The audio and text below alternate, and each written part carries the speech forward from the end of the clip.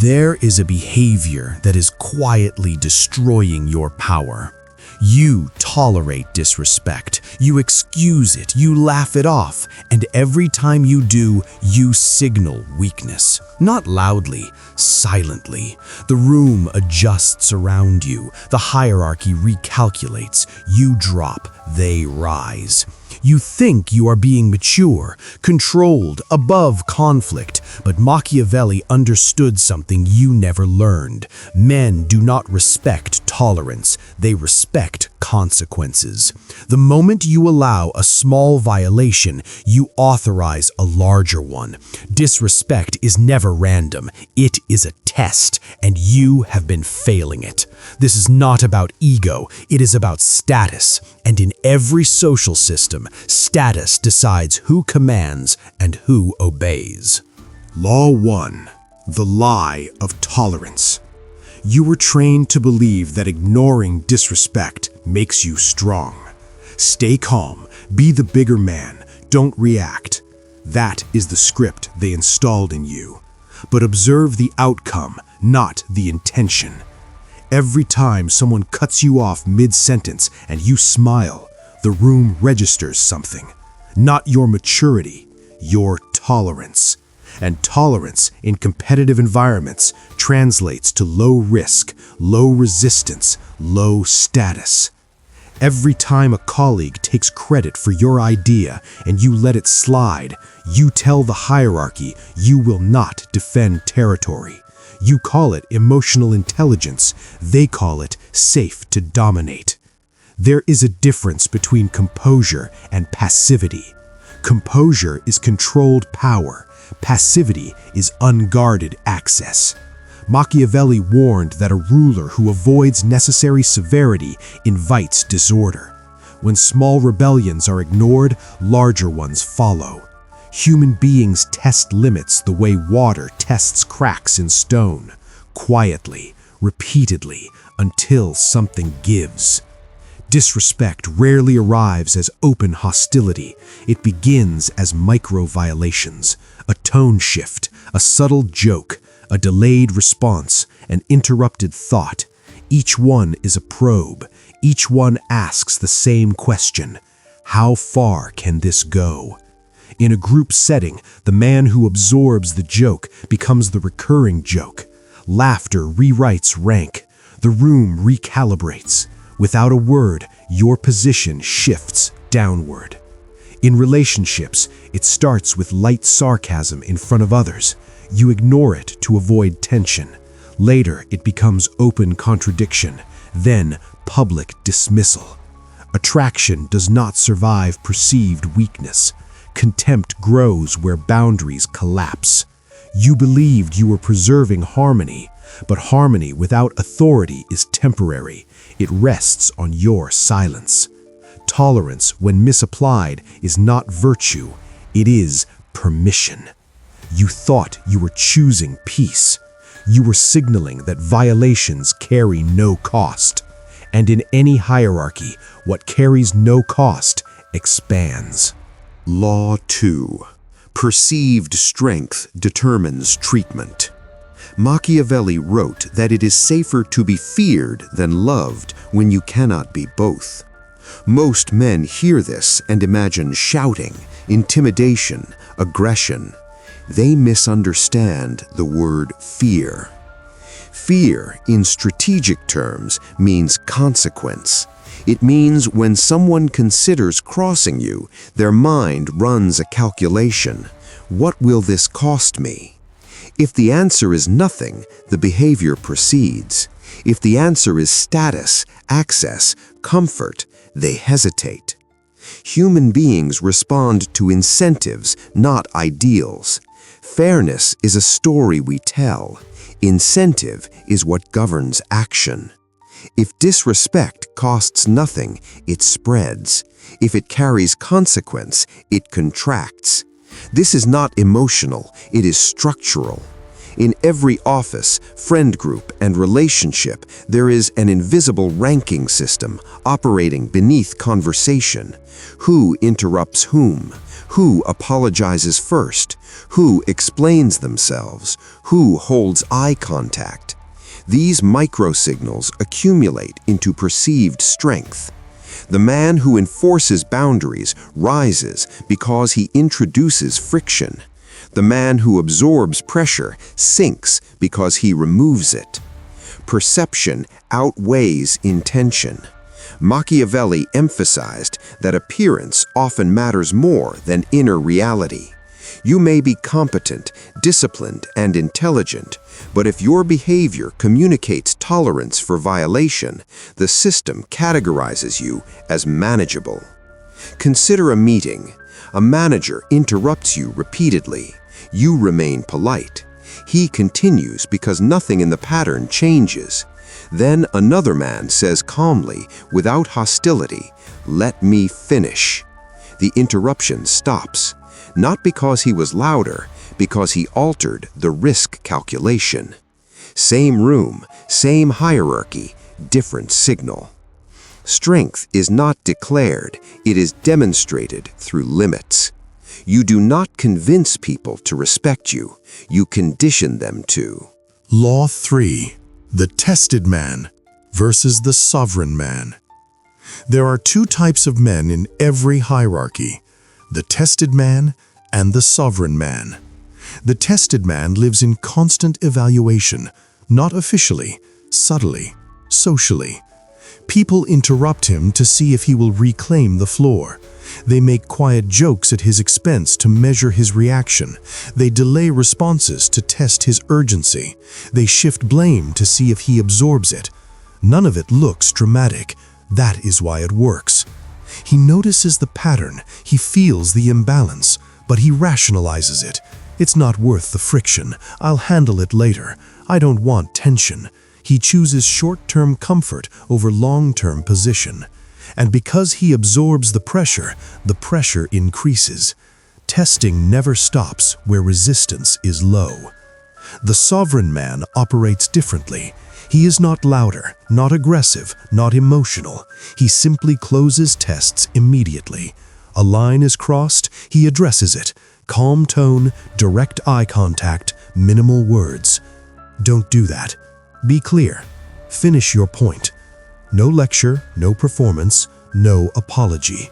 The correction is surgical. The message is unmistakable. Access to me requires standards. Machiavelli understood that authority must be established early. Small rebellions ignored become organized opposition.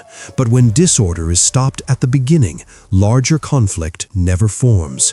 The sovereign man may create brief tension. The tested man lives in permanent erosion. Right now, your environment already knows which one you are. Your habits have revealed it. The question is not who you want to be. The question is what your behavior has trained others to expect. Comment below, I am not the tested man. Law 4. Disrespect expands when unchecked. Disrespect never explodes at the beginning. It grows, quietly. At work, it starts small. A coworker speaks over you. You let it pass. Next week, he presents your idea as his own. You stay silent again. Months later, you're excluded from decisions that were once yours. You call it politics. It was a slow demotion you allowed. In relationships, it begins with tone, a sarcastic comment in front of friends. You laugh to avoid tension. Later, it becomes open criticism, then public dismissal. Attraction fades the moment authority fades. Machiavelli warned that once contempt appears, control is already slipping. In social circles, you become the easy target, the safe joke, the man who will not retaliate. The group senses it. Humans are predators of hierarchy. They press where there is no resistance. Neuroscience confirms it. The brain scans constantly for dominance cues, posture, voice, boundaries. When it detects none, it assigns you lower rank automatically. Disrespect is not emotional chaos, it is structural expansion. Stop it early or watch it compound. Law 5. The Ruthless Response Framework. You do not correct disrespect with emotion, you correct it with structure. Machiavelli never relied on outrage, he relied on calculated response. The moment a boundary is crossed, you act, not loudly, not theatrically, but immediately. Step 1. Immediate boundary control.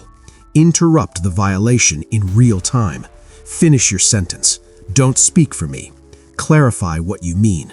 Short, direct, no smile. Step 2. Emotional neutrality. No anger, no visible irritation. Anger signals injury. Calm signals authority. Your tone should suggest this is procedural, not personal. You are not offended, you are correcting structure. Step 3. Calculated escalation. If behavior repeats, consequences increase. Reduced access, public correction, strategic exposure. Disrespect must become expensive. Step 4. Strategic withdrawal. Attention is currency. Remove it from those who test you repeatedly.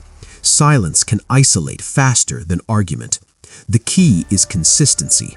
1 enforced boundary reshapes perception. 2 establishes reputation. 3 ends the testing phase entirely. You are not seeking conflict, you are establishing order. Power is not loud, it is enforced. Law 5. The Ruthless Response Framework. You do not correct disrespect with emotion, you correct it with structure. Machiavelli never relied on outrage, he relied on calculated response. The moment a boundary is crossed, you act, not loudly, not theatrically, but immediately. Step 1. Immediate boundary control. Interrupt the violation in real time. Finish your sentence. Don't speak for me. Clarify what you mean. Short, direct, no smile. Step 2. Emotional neutrality. No anger, no visible irritation. Anger signals injury. Calm signals authority. Your tone should suggest this is procedural, not personal. You are not offended, you are correcting structure. Step 3. Calculated escalation. If behavior repeats, consequences increase. Reduced access, public correction, strategic exposure. Disrespect must become expensive. Step 4. Strategic withdrawal. Attention is currency. Remove it from those who test you repeatedly. Silence can isolate faster than argument. The key is consistency. 1 enforced boundary reshapes perception. 2 establishes reputation. 3 ends the testing phase entirely. You are not seeking conflict. You are establishing order. Power is not loud. It is enforced. Law 6. Kill the agreeable man. The greatest obstacle to your authority is not your enemy. It is your need to be liked. The agreeable man survives by approval. He smooths tension. He laughs first. He explains himself too much. He believes cooperation guarantees respect. It does not. It guarantees accessibility. Machiavelli understood a brutal truth. Men who depend on affection cannot exercise power. The moment your identity depends on being perceived as good, you become manipulable. You hesitate where you should act. You soften where you should correct. Killing the agreeable man does not mean becoming cruel. It means becoming independent of validation. You stop over-explaining. You stop apologizing for existing. You stop negotiating your own boundaries. Your face reveals less. Your words become fewer. Your approvals become rare. When praise no longer controls you, neither does criticism. The agreeable man fears tension. The sovereign man uses it. There will be discomfort. People accustomed to your compliance will resist the shift. They will call you different, cold, arrogant, good. Reputation recalibrates before respect stabilizes. Identity death is required. The compliant version of you must lose influence. In its place stands someone measured, controlled, and internally anchored. Not nice, not hostile, untouchable. Law 7. Authority or irrelevance. Choose. Most men will hear this and change nothing. They will nod. They will agree. They will even feel momentarily empowered, and tomorrow they will laugh off another insult. They will tolerate another interruption. They will rationalize another quiet demotion. Because enforcing boundaries has a cost. It creates friction. It removes illusions. It reveals who benefited from your weakness. Machiavelli never wrote for the comfortable. He wrote for those willing to be feared when necessary. Order requires discomfort. Authority requires risk. The weak will call this toxic. The insecure will call it ego. The threatened will call it aggression. But hierarchy does not care about opinions. It responds to signals. You are signaling every day. Compliance or consequence, access or restriction, weakness or control. There is no neutral position. From this point forward, every tolerated violation is a decision. Every uncorrected slight is self-inflicted. Most men will continue being tested for the rest of their lives. A small minority will end the testing phase permanently. Decide which category you belong to. If you understand the game, subscribe to NoirMachiavelli and comment below. I enforce boundaries.